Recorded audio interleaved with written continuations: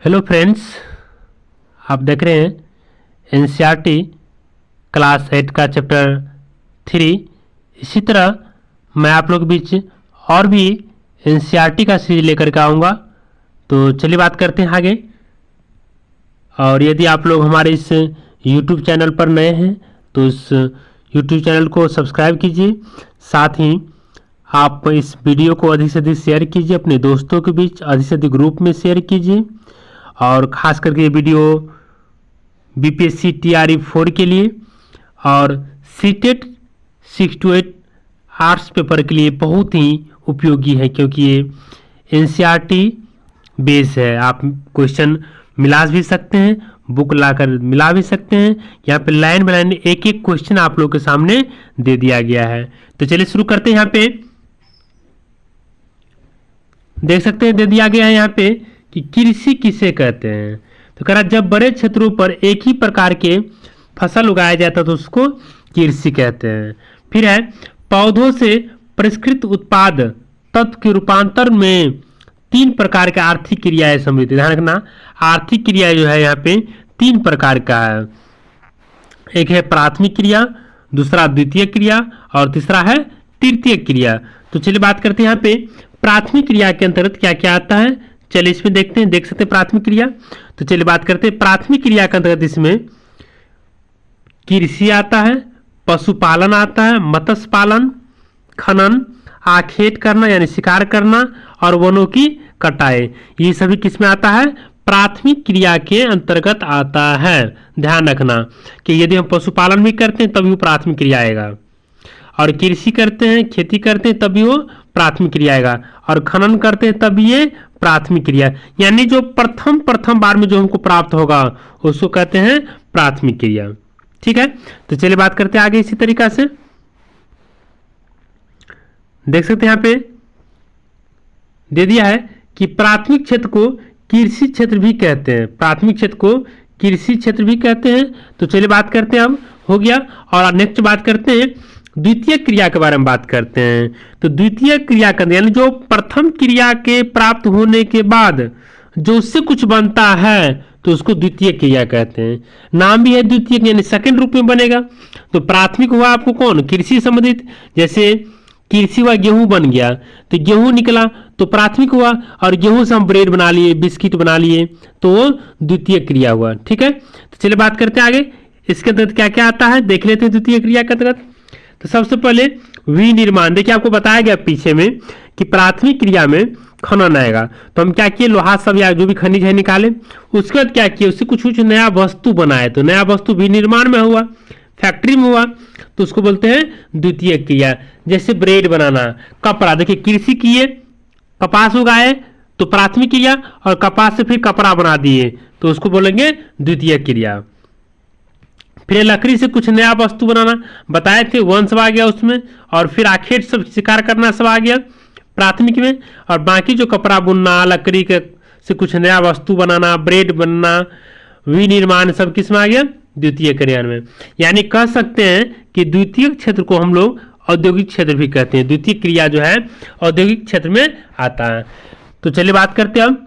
तीसरा है तृतीय क्रिया। तो ये था प्राथमिक क्रिया, फिर द्वितीय क्रिया, अब तृतीय। नाम से स्पष्ट हो रहा है कि प्राथमिक क्रिया में हम लोग पहली बार वस्तु निकाले, द्वितीय क्रिया में उससे वस्तु बनाए। अब यदि तृतीय क्रिया की बात करते हैं तो वस्तु बना करके यहाँ पर हम क्या करेंगे, बेचेंगे। तो चलिए बात करते हैं इसमें।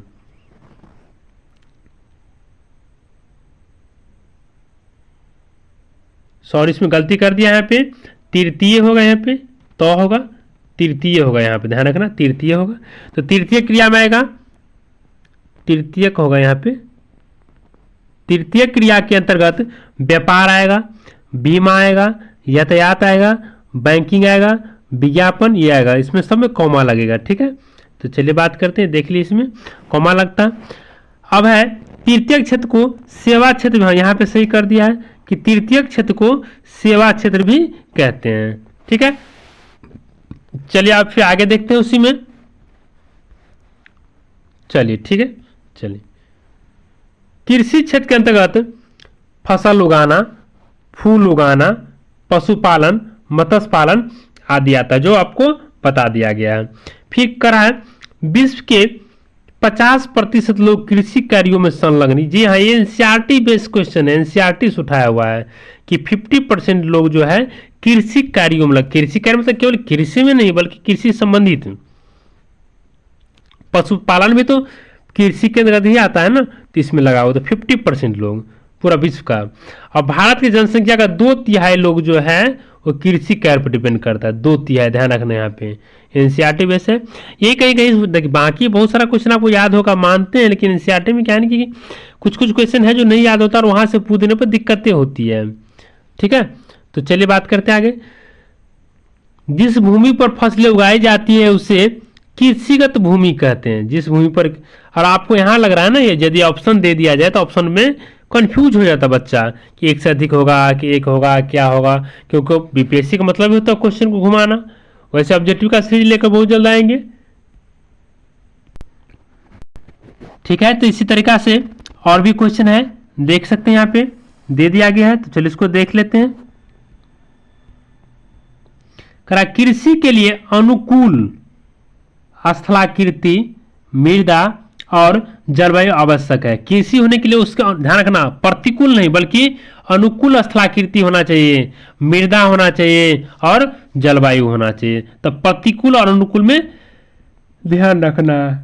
इसी तरीका से है कृषि के अध्ययन एग्रीकल्चर कहलाता है, और इसके अंतर्गत हम लोग मृदा की जुताई के बारे में पढ़ेंगे, फसल को उगाने की क्रिया के बारे में पढ़ेंगे, पशुपालन के बारे में पढ़ेंगे, इत्यादि के बारे में क्या किया जाता है, अध्ययन किया जाता है, उसको एग्रीकल्चर कहते हैं।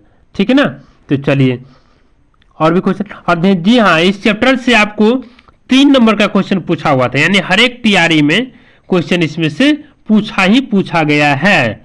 ठीक है, तो चलिए आगे बढ़ते हैं। इसमें देखिए दे दिया है कि रेशम उत्पादन से संबंधित अध्ययन को सेरीकल्चर कहते हैं। तो जिसमें रेशम के उत्पादन के बारे में पढ़ेंगे उसको क्या बोलते हैं, सेरीकल्चर कहते हैं।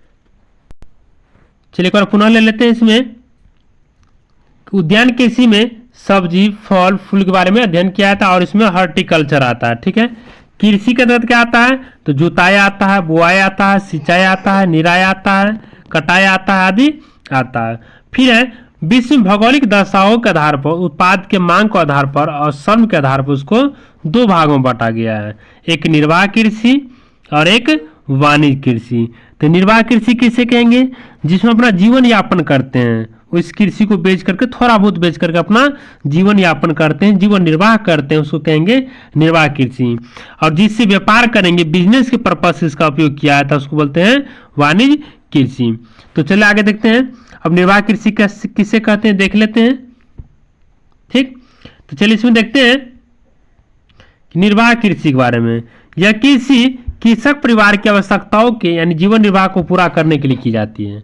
कृषक परिवार जो होता है उसको जो आवश्यकता होता है जीवन निर्वाह के लिए अपना उपयोग किया जाता है। ठीक है, उसी में दे दिया है, देख सकते हैं डैश दे करके दे दिया है कि इस कृषि में पारंपरिक रूप का अध्ययन किया जाए, यानी पुराने विधि का उपयोग किया जाता है, और कम उपज प्राप्त करने के लिए निम्न स्तरीय यंत्र का प्रयोग, उपज भी कम प्राप्त होता है तो निम्न स्तरीय यंत्र का उपयोग किया जाता है, और पारिवारिक श्रम का उपयोग, यानी बहुत ज्यादा इसमें मजदूर की जरूरत नहीं पड़ता बल्कि परिवार के सदस्य द्वारा ही आगे। चलिए इसी तरीका से देखते हैं आगे। दे दिया गया है कि निर्वाह कृषि को 2 भागों में बांटा गया, एक होता है गहन निर्वाह कृषि और दूसरा है, देख सकते हैं यहाँ पे, दूसरा है आदिम निर्वाह कृषि। यानी पहले तो बताया कृषि 2 भागों में, निर्वाह कृषि और एक वाणिज्य कृषि। अब फिर निर्वाह कृषि को भी 2 भागों में बांटा गया है, एक गहन निर्वाह कृषि और एक आदिम निर्वाह कृषि। ठीक, तो चलिए आगे बढ़ते हैं इसी तरीका से, देखते हैं आगे। देखिए देख सकते हैं यहाँ पे दे दिया है कि गहन निर्वाह कृषि, इसमें किसान एक छोटे भूखंड पर साधारण औजार से और अधिक श्रम से खेती करता है, मजदूर अधिक, साधारण औजार और छोटे से खेतों पर कृषि किया जाता है। यहाँ एक वर्ष में 1 से अधिक फसलें उगाई जा सकती हैं। यहाँ की चावल मुख्य फसल, याद रखना गहन निर्वाह कृषि में चावल जो होता है सो मुख्य फसल होती है। ठीक है, तो चलिए आगे देखते हैं। इसमें गहन निर्वाह कृषि दक्षिण और दक्षिण पूर्वी और पूर्वी एशिया के सघन जनसंख्या वाले मानसूनी प्रदेश में की जाती है। अगर एशिया की बात करते हैं तो गहन निर्वाह कृषि कहाँ करते हैं, तो एशिया के दक्षिणी भाग में, एशिया के दक्षिण पूर्वी भाग में और एशिया के पूर्वी एशिया के भाग में। ठीक है, चलिए और भी इसमें देखते हैं, देख सकते हैं यहाँ पे दे दिया है कि निर्वाह कृषि की बात करते हैं। ठीक है, तो चलिए देखते हैं इसमें आदिम निर्वाह कृषि, इसके अंतर्गत स्थानांतरित कृषि और चलवासी पशुचारण आता है। तो यदि हम बात करते गहन निर्वाह कृषि की बात करते हैं तो वहाँ छोटे से खेत में एक ही जगह खेती की जाती है। लेकिन वह आदिम निर्वाह कृषि की बात करते हैं, इसमें घूम घूम करके खेती की जाती है और पशुचारण किया जाता है। अब घूम घूम करके क्या कृषि की जाती है तो उसके बारे में बात करते हैं। तो चलिए बात करते हैं, थोड़ा स्थानांतरित कृषि के बारे में बात करते हैं। यही क्वेश्चन है जो टीआरई का हमेशा क्वेश्चन इसमें पूछा गया है। ठीक है, इसको आप अच्छा से पढ़ लीजिए। चलिए बात करते हैं स्थानांतरित कृषि के बारे में। यह कृषि अमेजन बेसिन के सघन वन क्षेत्र में उगाया जाता है, याद रख लेना। और कहाँ, तो उष्ण कटिबंधीय अफ्रीका में, और कहाँ, तो दक्षिण पूर्वी एशिया में, और तो उत्तर पूर्वी भारत के भागों में की जाती है। ठीक है, और याद कर लेना है यह भारी वर्षा वाले क्षेत्रों में होता है। 6 to 8 सीटेट की बात करते हैं तो आप यहां से मिला सकते हैं क्वेश्चन, एक भी क्वेश्चन आपको नहीं छूटेगा इससे, ज्योग्राफी से आप जाकर के मिला सकते हैं। बीपीएससी के लिए तो है ही ये बहुत अच्छा क्वेश्चन। ठीक है, क्योंकि ये फुल्ली एनसीईआरटी है, फुल्ली एनसीईआरटी। बाकी टीचर का क्या है कि वो थोड़ा बहुत एनसीईआरटी देकर के खुद से अपने एक सिस्टमेटिक ढंग से बनाया, लेकिन मेरा ये वीडियो या पीडीएफ सिस्टमेटिक ढंग से भली ना हो, लेकिन एक एक ऑब्जेक्टिव, एक एक टॉपिक आपको एनसीईआरटी से मिलेगा। ठीक है, तो चलिए बात करते हैं आगे। तो आदिम निर्वाह कृषि में यानी स्थानांतरित कृषि की बात करते हैं तो स्थानांतरित कृषि में आएगा क्या, तो स्थानांतरित कृषि में आता है मक्का, रतालू, आलू, कसावा जैसे फसल उगाया जाता है। इस कृषि के अंतर्गत वृक्षों को काटकर और जलाकर भूखंड को साफ किया जाता है। उसके बाद उसको राख को ही पर छोड़ करके उस भूमि में खेती की जाती है। चलिए तो देख ही लीजिएगा इसमें क्या है आगे। इस कृषि के अंत बता ही दिए, साफ किया जाता है, उसके बाद उस राख को मिट्टी में मिला दिया जाता है, फिर उसमें खेती की जाती है। इस मिट्टी में उर्वरक शक्ति खत्म हो जाती है तो उस जगह को छोड़ करके दूसरा जगह चल जाता है। फिर 4-5 साल एक जगह खेती किया, फिर उसको छोड़ करके कहीं और चल गया, फिर 5-7 साल के बाद कहीं और चल गया। इसी तरह घूम घूम करके खेती किया। स्थानांतरण मतलब क्या हुआ, स्थानांतरित कृषि मतलब क्या, स्थानांतरण होना, एक जगह से दूसरे जगह जाना। फिर आता का फिर पुराने वाले जंगल को काट करके फिर खेती करेगा, उसको कहते हैं स्थानांतरित कृषि। और ध्यान रखना है कि स्थानांतरित कृषि को ही कर्तन एवं दहन कृषि भी कहते हैं, कर्तन एवं दहन कृषि भी कहते हैं। ठीक है, चलिए यहां से बात करते हैं। ये बहुत बड़ा टॉपिक है, बहुत अच्छा टॉपिक है, सबसे चैप्टर में अच्छा टॉपिक यही है। स्थानांतरित कृषि को विश्व में भारत में अलग अलग नामों के जगह पर अलग अलग नामों से जाना है। जैसे एक साइड स्थान दे दिया, एक साइड कृषि दे दिया है। तो उत्तर पूर्वी राज्य में जैसे असम, मेघालय, मिजोरम, नागालैंड में क्या कहेंगे, तो झूम की कृषि। मणिपुर में पामलू, छत्तीसगढ़ के बस्तर जिला में और अंडमान निकोबार द्वीप समूह में दीपा, मध्य प्रदेश में बेवर या दहिया, आंध्र प्रदेश में पोडू या पेंडा, उड़ीसा में पामाडामी, कोमान, बरीगे ये कहा जाता है। चलिए एक बार रिवाइज करा देते हैं आप लोग को। उत्तर पूर्वी राज्य में असम, मेघालय, मिजोरम, नागालैंड में झूम की खेती या झूम की कृषि भी कहते हैं। मणिपुर में पामलू, छत्तीसगढ़ के बस्तर जिला और अंडमान निकोबार द्वीप समूह में दीपा, मध्य प्रदेश में बेवर या दहिया, मध्य प्रदेश में बेवर या दहिया, आंध्र प्रदेश में पोडू या पेंडा, उड़ीसा में पामाडामी, कोमान और बरीगे। चलिए इसी तरीका से और भी देखते हैं। यहाँ पे पश्चिमी घाट में कुमारी, दक्षिण पूर्वी राजस्थान में वालरे या वाल्टरे। हिमाचल क्षेत्र में, हिमालय क्षेत्र में खील, झारखंड में कुरुआ, मेक्सिको और मध्य अमेरिका में मिल्पा, वेनेजुला में कोनुको, ब्राजील में रोका, मध्य अफ्रीका में मरसोले, इंडोनेशिया या मलेशिया में लादांग, वियतनाम में रे। वियतनाम यानी वियतनाम होगा, वियतनाम में रे। ठीक है, उसको दो चार पढ़िए, उसको सुनिए, बैक कर करके सुन लीजिए और अच्छा से याद कर लीजिए। सुनने से ज़्यादा याद होगा, घर पे आप बहुत पढ़िएगा, भूल जाइएगा। और बराबर इसको वर्क करते रहते हैं, जिसमें हाथ आप नहीं चला सकते हैं तो वीडियो को ओपन करके छोड़ दीजिए और उसको सुनते रहिए। ठीक है, तो चलिए आगे बात करते हैं, चलवासी पशुचारण के बारे में बात करते हैं। ठीक है, यह सहारा के अर्धशुष्क और शुष्क प्रदेशों में तथा मध्य एशिया में और भारत के कुछ भागों जैसे राजस्थान, जम्मू कश्मीर में यह प्रचलित है। यानी कि चलवासी पशुचारण, ये भी तो कृषि के अंदर ही आता है ना, तो अपना वो कहीं कहीं जा करके घूम घूम करके पशुचारण करता है, तो उसको क्या कहते हैं, चलवासी पशुचारण कहते हैं। नाम से स्पष्ट है कि चलवासी, चल चल करके अपना पशुचारण करेगा। ठीक है, तो चलिए आगे बढ़ते हैं इसमें, इसी टॉपिक में। अब देखिए बात करते हैं वाणिज्य कृषि की बात करते हैं। ओके, करा वाणिज्य कृषि, इसमें फसल उत्पादन और पशुपालन बाजार में बेचने हेतु किया जाए। पहले ना बोले आपको कि नामे से वाणिज्य यानी कि कमर्शियल होगा, इसमें व्यापार किया जाएगा, बेचा जाएगा बाजार में, देखिए लिखा हुआ है। यह विस्तृत कृषि क्षेत्र अधिक पूंजी की आवश्यकता होती है। इस कृषि अधिकांश कार्यों के मशीनों द्वारा किया जाता है। अधिकांश कार्यों के कार्य जो होता है उसको मशीनों द्वारा किया जाएगा, क्योंकि ये व्यापार के लिए कृषि होता है इसीलिए।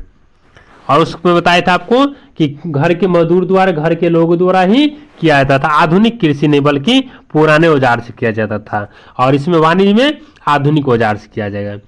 इस कृषि के अंतर्गत अनाज कृषि, मिश्रित कृषि और रोपण कृषि शामिल है। ठीक है, आगे बात करते हैं वाणिज्य अनाज कृषि के अंतर्गत गेहूं, मक्का समान रूप से उगाई जाने वाली फसलें हैं। इस कृषि का प्रमुख क्षेत्र उत्तरी अमेरिका, यूरोप आदि जगहों पर है। ठीक है, और एशिया के शीतोष्ण घास के मैदान है। ठीक है, चलिए बात करते हैं अब मिश्रित कृषि की बात करते हैं। मिश्रित कृषि, यह कृषि मुख्य रूप से भोजन के चारों की फसल और पशुधन पालन के किया जाता है। मिश्रित कृषि, ठीक है, चारा के रूप में किया जाता है, पशुधन पालन के लिए किया जाता है। मिश्रित कृषि यूरोप, अमेरिका, अर्जेंटीना, दक्षिण पूर्वी ऑस्ट्रेलिया, न्यूजीलैंड, दक्षिण अफ्रीका में मुख्य रूप से किया था। ठीक है, अब बात करते हैं रोपण कृषि की बात करते हैं। यह एक वाणिज्य कृषि है, नामे है कि उसको वाणिज्य कृषि यानी व्यापार वाला कृषि कहेंगे। तो क्या आएगा उसमें, चाय का व्यापार किया था, कावा का व्यापार, काजू, रबर, केला, कपास, ये सभी क्या होता है, रोपण कृषि आता है। रोपण कृषि मुख्य रूप से उष्णकटिबंधीय प्रदेशों में किया जाए, रखना है कहाँ पे, मुख्य रूप से दे दिया है, क्वेश्चन थोड़ा ध्यान से पढ़ना है। मुख्य रूप से बात करता है, इसलिए उष्णकटिबंधीय प्रदेश। ठीक है, ओके, तो चलिए बात करते हैं कहाँ कहाँ क्या क्या कृषि किया जाता है। यहाँ से थोड़ा क्वेश्चन पूछ देता है। तो मलेशिया में रबर, मलेशिया में रबर अधिकतर किया था। ब्राजील में कहवा, भारत और श्रीलंका में चाय सबसे अधिक उगाया जाता है। ठीक है, अच्छा खासा क्वेश्चन था, इसलिए उसको अलग से लिखा दे दिए। चलिए बात करते हैं इसी तरीका से जूट और कपास रेशेदार फसल है, ध्यान रखना, जूट और कपास क्या है, रेशेदार फसल है। ठीक है, और फिर चाय और कहवा पेय फसल यानी पीने वाला फसल हुआ। रेशेदार में आ गया जूट और कपास, क्योंकि उससे कपड़ा बनता है, झोला वोला बनता है। ठीक है, अब है चावल, गेहूं, मक्का और बाजरा मुख्य फसल है। चावल, गेहूं, मक्का, बाजरा मुख्य खाद्य फसल है। तो चावल के बारे में थोड़ा बहुत जान लेते, बारी बारी से थोड़ा बहुत जान लेंगे। वैसे मेन रूप से आपको 10th में बताया जाएगा कृषि के बारे में। ठीक है, जितना जरूरत है यहाँ पे बता दिया गया, फिर विस्तार रूप में 10th में बताया जाएगा। यह विश्व की मुख्य खाद्य फसल है, चावल विश्व का, ध्यान रखना। यह उष्णकटिबंधीय और उपोष्णकटिबंधीय प्रदेशों में उगाया जाता है। इसके लिए उच्च तापमान होना चाहिए, अधिक आर्द्रता होना, पानी ज्यादा होना चाहिए और अधिक यानी वर्षा होना चाहिए। ठीक है।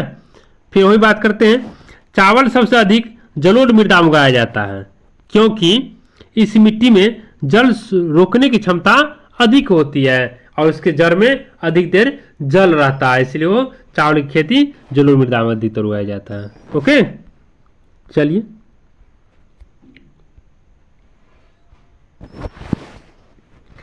विश्व में चावल उत्पादन में प्रथम उत्पादन चीन का है।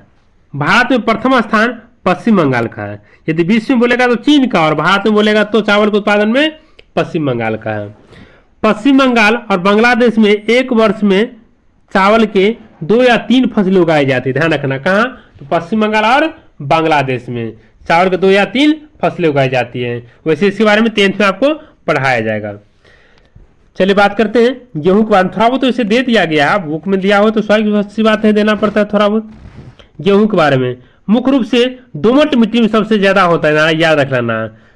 इसको बोते समय तापमान जो है मध्यम होना चाहिए और वर्षा की आवश्यकता थोड़ा बहुत होती है और कटाई के समय, संस्करण के समय तेज धूप की आवश्यकता होती है, तब तो उसका जो बीज होता है, गेहूं होता है, वो जल्दी सूख जाता है। यह भारत में शीत ऋतु में उगाई जाती है, सही बात है। और भारत में गेहूं उत्पादन में प्रथम स्थान उत्तर प्रदेश का है। प्रथम स्थान किसका है? तो उत्तर प्रदेश का। चलिए सीधे देख लेते हैं थोड़ा बहुत और, बस लास्ट ही है। मक्का के बारे में, मक्का को कॉर्न के नाम से भी जाना जाता है। पटसन, पटसन को सुनहरा रेशा के नाम से भी जाना जाता है और पटसन जो है जलोढ़ मृदा में अच्छे ढंग से विकसित होता है तथा यह उष्णकटिबंधीय क्षेत्रों में उगाई जाती है। ओके, यदि आप हमारे इस YouTube चैनल पर नए थे तो सब्सक्राइब कर लीजिए। और आपको कुछ काम की वजह से मैं इस बीच में बिजी हो गया था, फिर अब रेगुलर कुछ जो भी वीडियो होगा अपलोड किया जाएगा आप लोगों के बीच। और नीचे में हमारे टेलीग्राम का लिंक दे दिया गया है, वहाँ से आप जुड़ करके इस PDF को डाउनलोड कर सकते हैं, फिर आप अपना PDF निकाल सकते हैं। ओके, तो यदि यह वीडियो अच्छा लगा हो तो अधिक से अधिक शेयर कीजिए और लाइक करना आप लोग न भूलें और कमेंट्स करके बताइए कि कुछ क्वेश्चन जो है आपको डाउट होगा तो आप कमेंट्स करके बता सकते हैं।